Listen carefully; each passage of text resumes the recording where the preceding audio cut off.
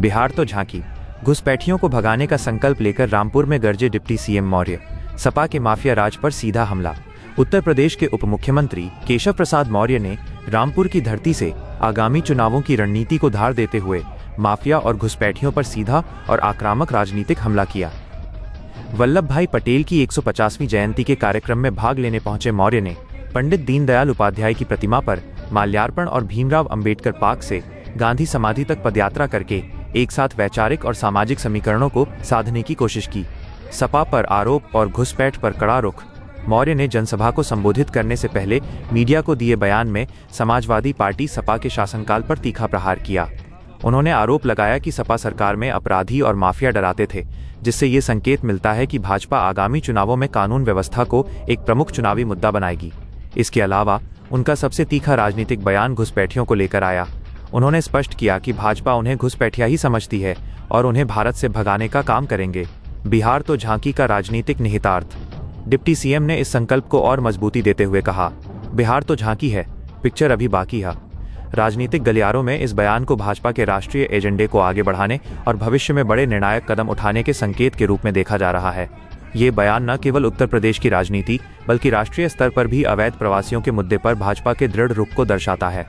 ये स्पष्ट है कि भाजपा अपने मूल एजेंडे और मजबूत राष्ट्रवादी छवि को लेकर चुनावी मैदान में उतरेगी। भारत और श्रेष्ठ भारत का संकल्प लेकर के रामपुर को सही मायने में रामपुर बनाने की आवश्यकता है और यही समय है, सही समय है।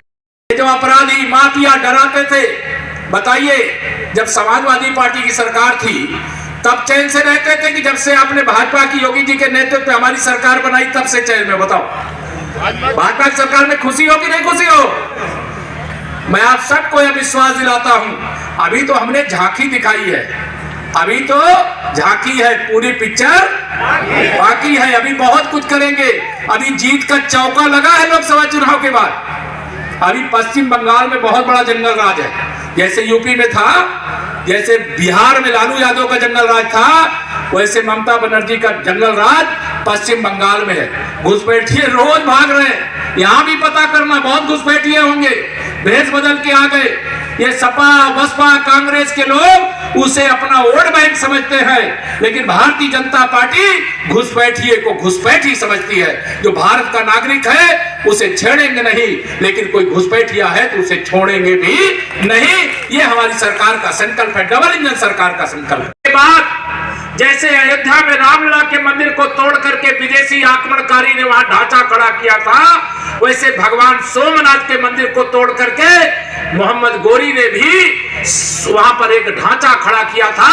आजादी प्राप्ति के तत्काल बाद सरदार पटेल जी ने उस ढांचे को ध्वस्त करके भगवान सोमनाथ का भव्य मंदिर बनाने का काम किया। अगर देश के पहले प्रधानमंत्री, आंतरिक सरकार, अंतरिम सरकार के प्रधानमंत्री सरदार पटेल जी बने होते ना, तो अयोध्या में रामलला के मंदिर निर्माण के लिए हमको 2025 में भव्य रूप देखने का इंतजार नहीं करना पड़ता।